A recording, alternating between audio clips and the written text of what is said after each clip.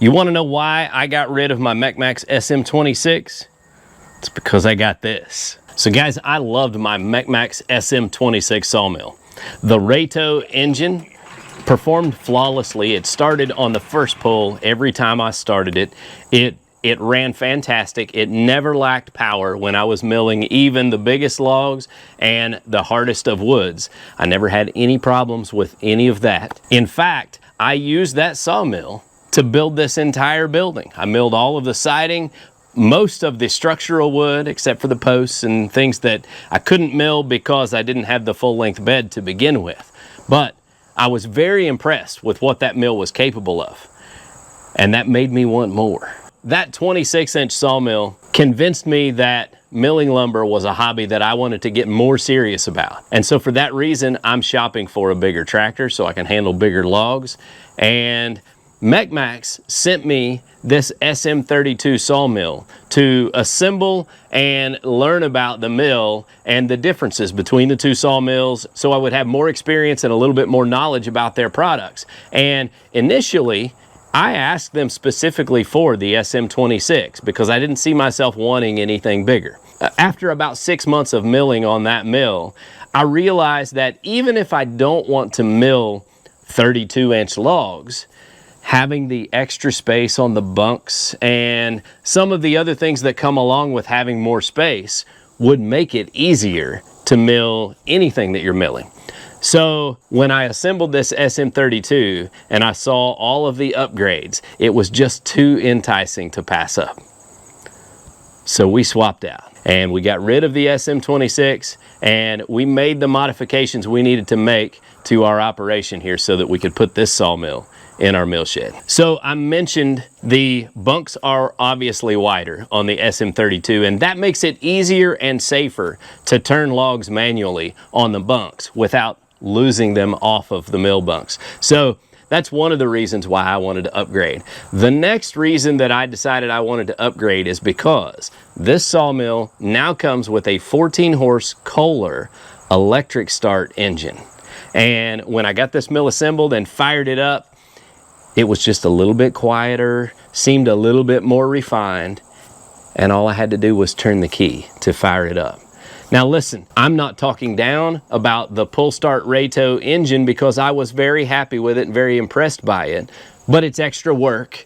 So when you can upgrade to the turn of a switch, that's a pretty nice option to have. There are several other features that I wanted to go over on this mill and show you the differences, but I also want you to keep in mind that there's a definite place in the market for that MechMaxx SM26. We all have different budget levels, and I can tell you that mill will get the job done. So if you want to get into milling affordably, that's the most affordable way that you're going to do it.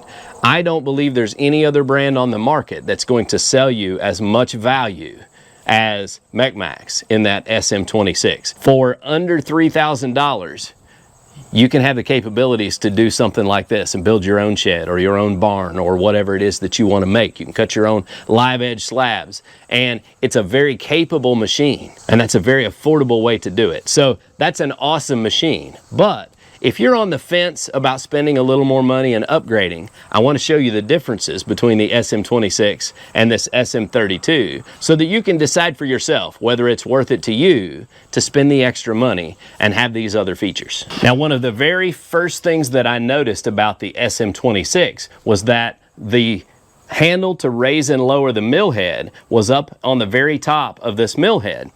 So I had to design my mill base low enough that I would be able to reach it.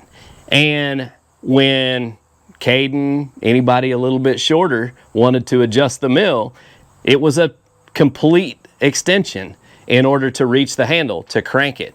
And that's something you want to keep in mind. If you're shopping for a portable sawmill that you want to put on a trailer, that SM26 is going to be difficult to operate if you put it up 30 inches off the ground because the crank to raise and lower the mill head is so high. So just keep that in mind about what you're going to use it for. The mill head adjustment on this SM32, to me, is in the perfect location.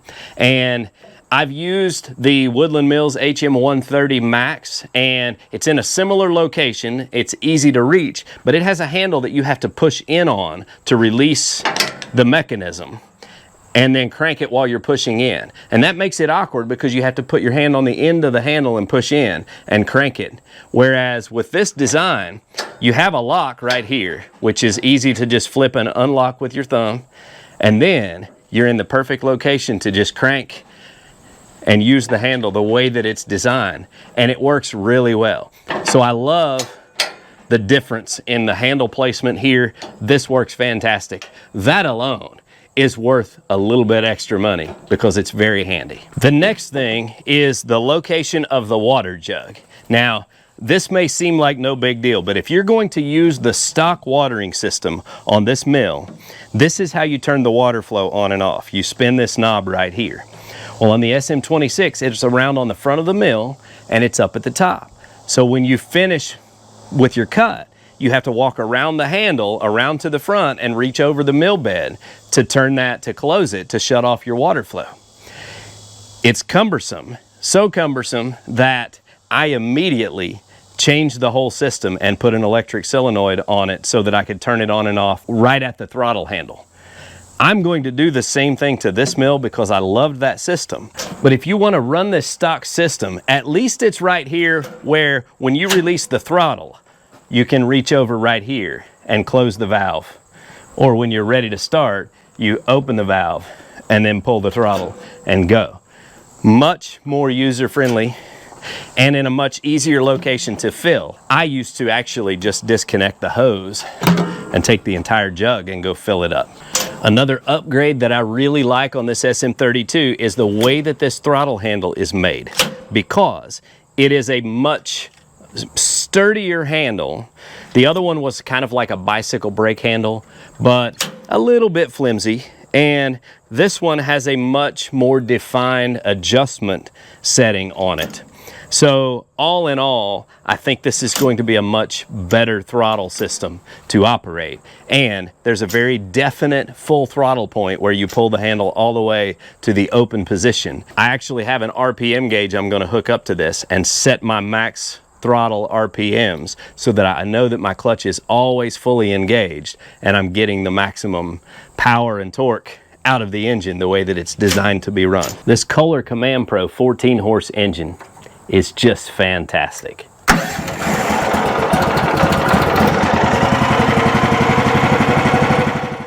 If you shop around and you look at other mill brands and other options that are out there, you know that the 14 horse standard engine that is a Kohler Pro, that's the perfect engine for this mill. It's plenty of power for what you're going to be doing on this mill, and you're getting a brand that you know and trust already. You know you can get parts for it from your local lawnmower repair shops and all of that. So that takes some of the reservation out of the whole purchase, because you know the main components you're dealing with are things that you're already familiar with and that you can get parts for. That's important. I like that on the tension T-handle, they have welded a hex head so that you can put a torque wrench on here and set your blade tension accurately. So 25 foot-pounds is going to get you 9,000 PSI blade tension. 30 foot-pounds gets you 10,000 PSI. On the SM-26, you just had to do it by feel. You'd turn it until this felt pretty snug, and then you're like, it's probably close. And that was about as accurate as you could be.